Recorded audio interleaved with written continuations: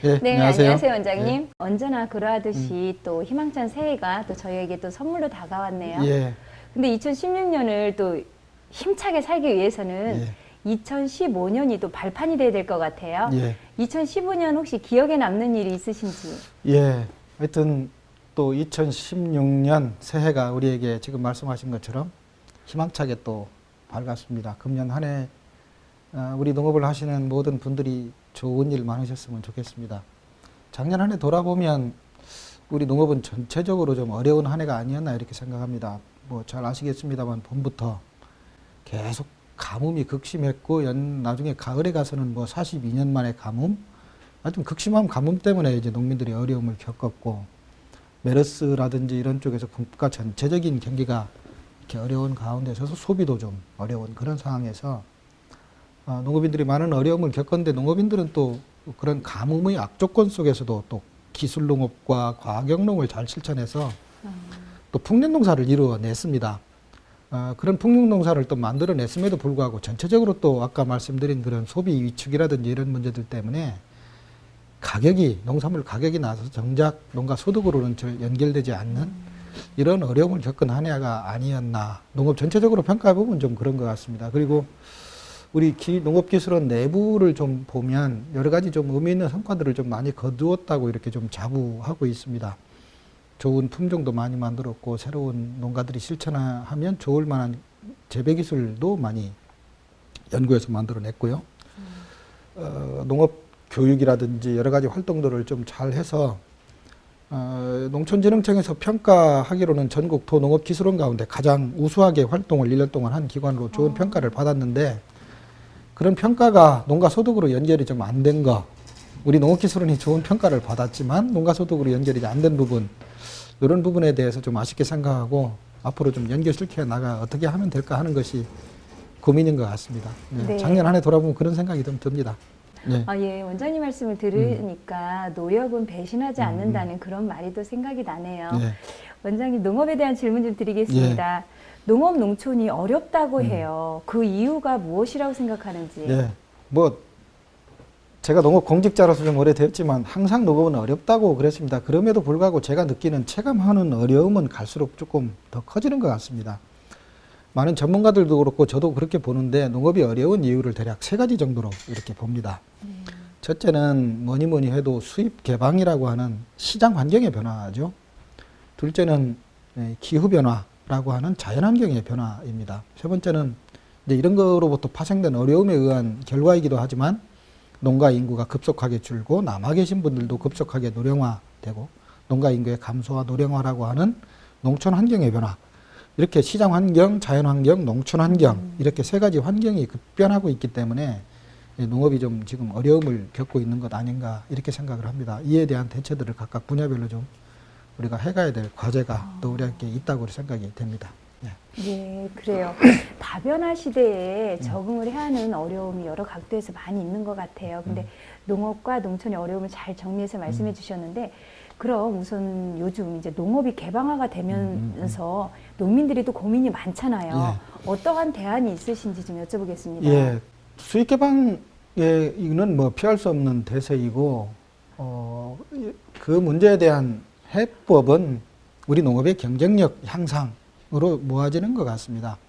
이 문제를 풀기 위해서 우리 충청남도 농업기술원에서도 좋은 품종을 만들고 좋은 재배법과 농사 기술을 만들고 농업인들의 실력을 향상시켜서 우리 농업인들이 실력이 네덜란드 농민이나 일본 농민에 비해서 뒤지지 않는 그런 실력을 갖추도록 하고 이런 것들을 잘 갖고 나가면 우리 농업의 경쟁력이 높아질 거라고 봅니다. 우선 품종을 보면 이 품종이라는 게 그 생산된 농산물의 품질과 또 병해충 저항성이나 재해 저항성 또 재배 기간의 길고 짧음 뭐 이런 것들을 품종 자체가 결정을 해버립니다.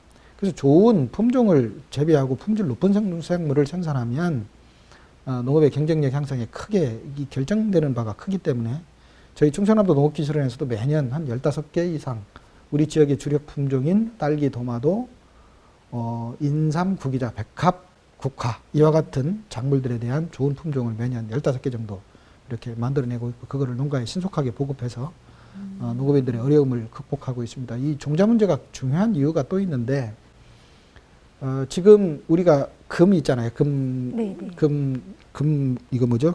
금가락지. 금가락지. 예, 이거 만드는 황금이 1g에 대략 한 4만 원 정도 이렇게 가격을 하거든요. 근데 농가가 외국에서 수입되는 종자값은 1g에 한 15만 원, 20만 원, 뭐 15만 원, 12만 원 이 정도 합니다. 금보다 훨씬 종자값이 비싸요. 이와 같은 것들을 우리가 좋은 종자를 만나서 아주 값싸게 농가에 공급하는 일이 굉장히 중요하고요.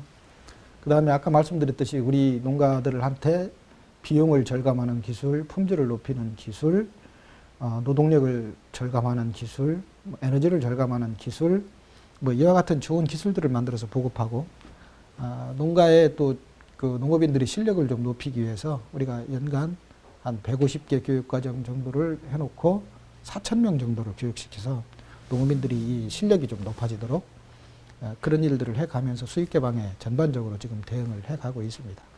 예. 네. 말씀을 들으니까 정말 네. 노고가 많으세요. 네. 노고에 정말 박수를 보내고 싶고요. 네. 그리고 2015년에는 사실 가뭄이라고 해가지고 초창기부터 농업에 많은 피해를 줬거든요. 네. 가뭄이. 네. 그러면 이 기후 변화에 대한 대책도 또 있어야 될 듯 싶은데. 예. 기후 변화가 이제 아까 말씀드린 농업을 어렵게 하는 두 번째 요인이죠. 실제 우리 한반도의 온도가 최근 100년 동안 약 2도 정도가 높아졌다 그럽니다. 근데 전 세계의 기온은 지구 전체적으로 보면 한 1도 정도가 높아졌는데 우리 한반도는 2배 정도 빨리 기온이 변하고 있습니다. 이와 같이 이제 그 지구 온난화, 기후 변화가 되면 여러 가지 문제가 생기는데 첫 번째로는 이 온도가 1도 올라가면 작물의 재배 적지가 81km 정도 북쪽으로 올라간다 합니다. 과거에 우리 지역의 재배 적지였던 인삼과 사과와 뭐 우리 지역의 도마도와 이런 것들이 어쩌면 북쪽으로 자꾸 재배 적지가 올라갈 수도 있고요. 과거에 제주도에서만 재배되던 감귤류가 우리 충남 태안에서 지금 현재 무가온으로 불떼지 않고도 정상적으로 고품질로 아주 잘 재배가 되고 있습니다. 뭐 이와 같이 작물의 재배 적지가 자꾸 북상하면서 지금 우리 지역에 재배하고 있는 작물들에 대한 기술도 좀 달리 해줘야 되는 문제가 있고요.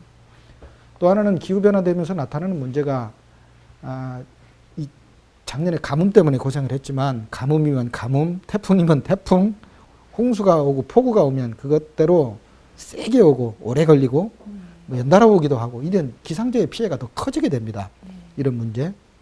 그 다음에 또 하나는 병해충 피해인데 예전에 우리나라에 없던 열대지방에서 놀던 아이들이 병해충들이 우리나라에 넘어와 가지고 갑자기 급속하게 퍼져서 피해를 주는 이런 일들이 또 자꾸 일어납니다.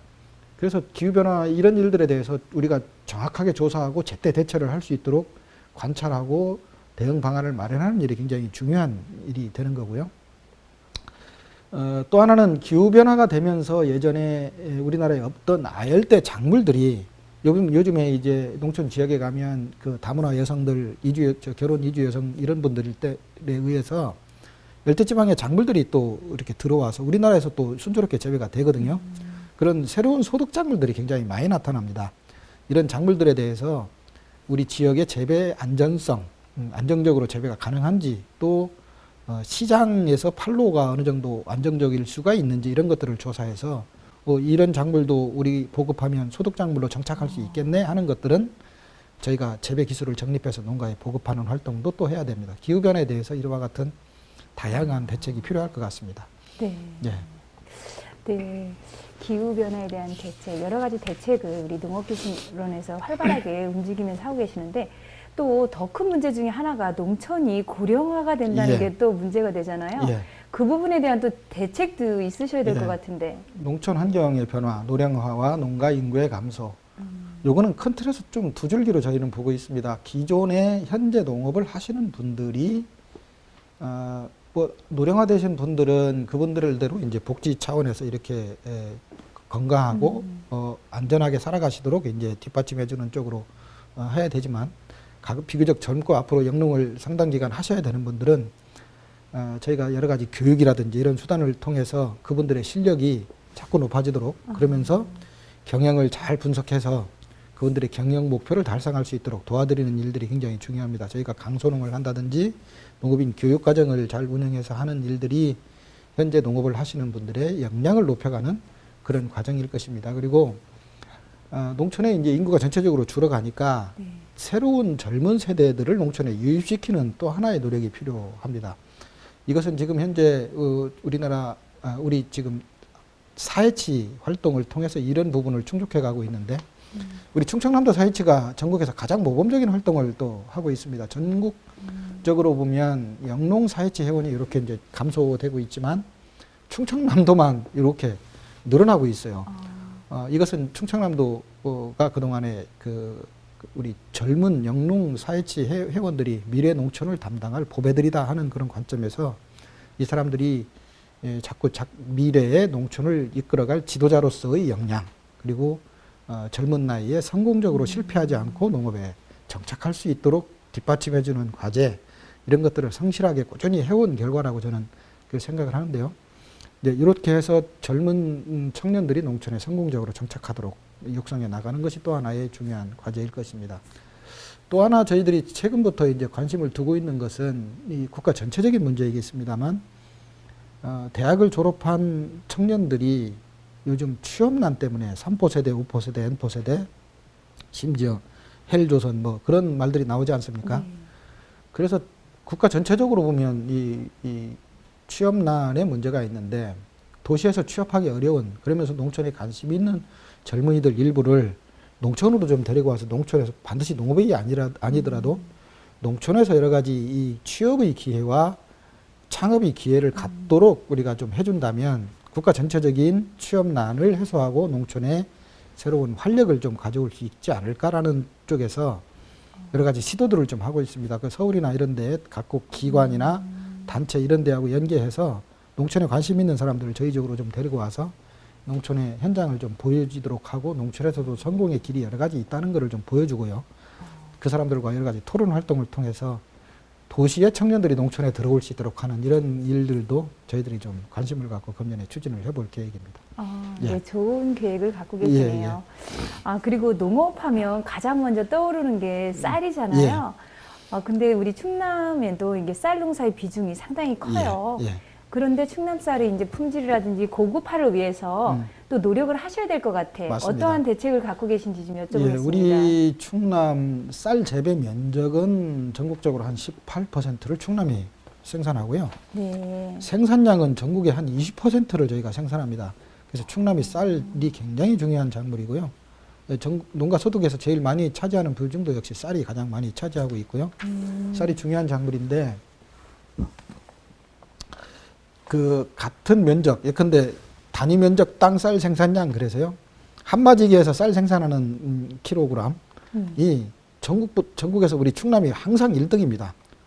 제일 쌀 수량을 제일 많이 내는 지역이 우리 충남입니다. 그래서 그 이유가 뭐냐라고 물으면 저는 여기에서 우리 충남의 농경지가 비옥하고 충남의 농민들이 실력이 높아서 그렇습니다라고 얘기하지만, 실제로는 그런 면도 있지만 실제로는 우리 농민들이 아직도 품질보다는 좀 수량이 많은 쪽을 선호하고, 그래서 품질이 좋은 품종보다는 수량이 많이 나오는 품종을 좀 더 많이 찾는 경향이 있고, 비료도 좀 품질을 좋게 하기 위해서 적정만 주는 게 아니라 비료도 좀 많이 주어서 수량을 많이 내는 쪽으로, 그래서 품질보다는 수량 중심의 생산하는 농업인들의 관행이랄까요? 그런 것이 남아있기 때문에 아직도 지금도 그 쌀 수량이 제일 높은 그런 이유 중에 또 하나가 되어 있습니다. 그런데 이것이 반드시 바람직하지 않은 것으로 저는 보고 있습니다. 왜냐하면 국가 전체적으로 보면 우리 국민 1인당 쌀 소비량이 자꾸 줄어서 지금 65kg 수준으로 이렇게 줄었지 않습니까?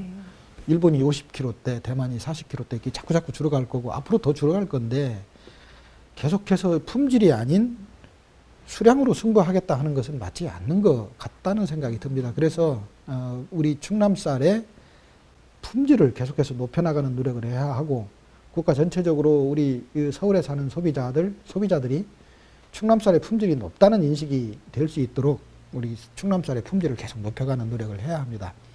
밥쌀용에서는 그런 이제 노력을 꾸준히 해가야 하고, 밥쌀용이 점점 이 소비가 줄어가고 있으니까 밥쌀 이외에도 이제 기능성 쌀, 또 술을 만든다든지 떡을 만든다든지 과자를 만든다든지 국수를 만든다든지 이렇게 가공을 할 수 있는 가공용 쌀, 또 일부 쌀은 뭐 중국에 최근에 쌀 수출이 시작됐다고 하는데 중국이나 외국으로 쌀 일부는 또 수출로 하고 이렇게 해서 쌀 소비를 여러 가지 이 다변화하게 밥쌀로만이 아닌 다양하게 소비가 될 수 있는 그런 쪽으로 이 다변화해가는 노력도 또 필요할 것이라고 보여집니다. 그래서 쌀 품질의 고급화, 판로의 다변화 이와 같은 노력을 충남쌀에서는 해가야 될 것으로 그렇게 생각하고 있습니다. 네. 네. 많이 먹고 살 안 찌는 게 있으면 좋을 것 같아요. 쌀도. 실제 쌀은 네. 밀가루라든지 이런 거에 비해서 살찌는 영향이 굉장히 적은 아주 우수한 탄수화물입니다. 그럼에도 불구하고 쌀 때문에 살찐다라고 조금 인식이 그런데요. 밀가루나 라면이나 빵이나 이런 걸 먹는 것보다 쌀로서 우리가 탄수화물을 섭취했을 때는 그 탄수화물이 가지고 있는 조성이나 이런 것들이 훨씬 좋기 때문에 밀가루를 드시는 것보다는 살찌는 것에 대한 부담을 크게 줄일 수 있는. 그렇다면 우리 네. 이런 농업의 중요성의 가치를 네. 전 국민에게 좀 알리고 인식시킬 필요가 있는 것 같아요. 예.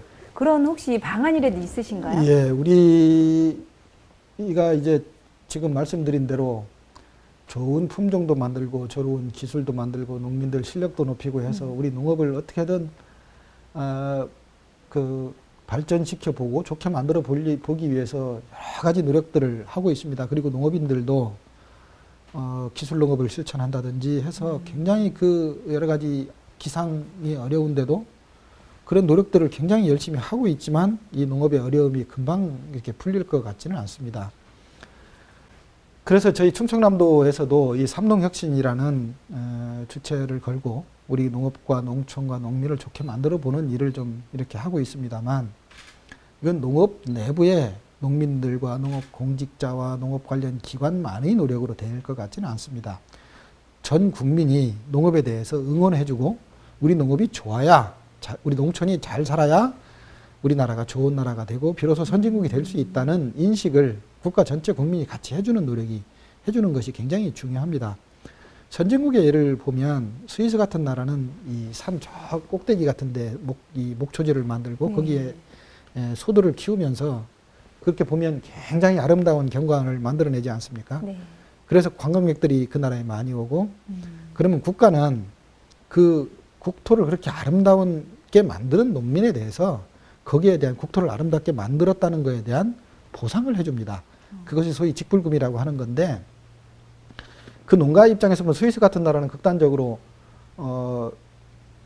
이 젖소를 길러서 젖을 짜서 팔은 소득이 한 10% 정도고 직불금에서 받은 소득이 한 90%에 해당될 정도로 그렇게 국가가 아주 전폭적으로 지원을 해주고 있거든요. 그것은 뭐냐면 농업과 농촌이 잘 살아야 국가가 좋은 나라 된다는 인식을 국민 누구나 다 동의하고 있기 때문에 그런 거거든요. 우리나라 같은 경우는 이제 농촌 출신 국회의원도 자꾸 줄고, 네. 예, 이렇게 되기 때문에 그런 동의를 우리가 자꾸 노력해서 얻어내고 국민들이 인식을 같이 하도록 하는 노력이 필요한데, 그렇게 하기 위해서 저희 충청남도 저희들은 작년에 대학을 많이 좀 찾아다녔습니다. 그래서 대학생들이 여기 우리 농촌 봉사활동으로 오면 거기를 저희가 찾아가고 해서 농촌이 전 세계 봐라. 전 세계 어느 나라든 선진국이라는 나라 치고 농촌이 제대로 되지 않고 농촌과 도시가 격차가 있는 나라 어디 한 나라나 있더냐. 우리나라는 조금 아직 그 농촌과 도시가 격차가 벌어져 있으니 네. 너희가 대학을 졸업하고 의사가 되든 법관이 되든 외교관이 되든 어떤 직업을 갖든 농촌을 응원해야 우리나라 좋은 나라 된다 하는 교육을 저희가 작년에 그렇게 하고 다녔습니다. 굉장히 그 대학생들의 반응이 좋았고, 예. 금년에도 작년에 한 1,300여 명 했는데 올해는 한 2,000여 명 정도로 늘려서 예, 그런 활동을 하고 일부 학생들은 또 저희가 또 데리고 와서 농촌의 현장을 좀 이렇게 돌아다니면서 또 야간에 토론도 좀 하고 이렇게 해서 그 사람들이 자라나서 농촌을 응원하는 그런 사람들이 될 수 있도록 자꾸 그런 사람들을 만들어 가도록 그렇게 하겠습니다. 네, 네. 지금 말씀 너무 감사한데 그러면 우리 충남 농업인들한테 당부의 말씀과 또 희망의 메시지를 좀 간략하게 전해주신다면. 예, 우리 농업이 어렵다고 합니다. 예. 그러나 전 세계의 미래학자들, 정치 지도자들, 또 경제를 잘 아는 그런 분들 공통적으로 미래의 희망은 농업과 농촌에 있다고 다들 이야기합니다. 저희들도 그런 마음으로 아까 말씀드린 그런 노력들을 꾸준히 하겠습니다. 충청남도에서 하고 있는 삼농혁신이라는 과제도 그거를 앞당기는 한결같은 마음으로 계속해서 추진될 것입니다. 저는 늘 동심동덕이라고 하는 말을 좀 자주 씁니다. 동심동덕이라 하는 말은 우리가 한 마음으로 한 목표를 향해서 같이 손을 잡고 마음을 모아서 같이 가면 네. 아무리 어려운 일이라도 달성하지 못할 것이 없다는 그런 마음일 것입니다. 그런 뜻일 것입니다. 그래서 그런 마음으로 앞으로 계속 갈 것이니 농업인 여러분들도 저희와 항상 같은 마음으로 현장에서 지금은 어렵지만 노력을 같이 해주시기 바랍니다. 아까도 말씀드렸지만 금년도 우리 또 한번 우리가 열심히 노력해서 풍년 농사를 이루시고 또 한번 농사만 풍년 농사가 아니라 주머니도 두둑한 한 해가 되도록 같이 노력을 해보시기를 당부드립니다. 네. 네. 원장님 말씀을 들으니까요. 우리 농업이 새 희망찬, 새 모습으로 또 희망찬 미래로 또 이렇게 네. 다가오는 것 같습니다. 또 농민과 소비자의 기대에 어긋나지 않도록 우리 네. 농업기술원에서도 네. 변화와 혁신 계속적으로 부탁드립니다. 예, 그렇게 네, 하겠습니다. 감사합니다. 네, 감사합니다. 네.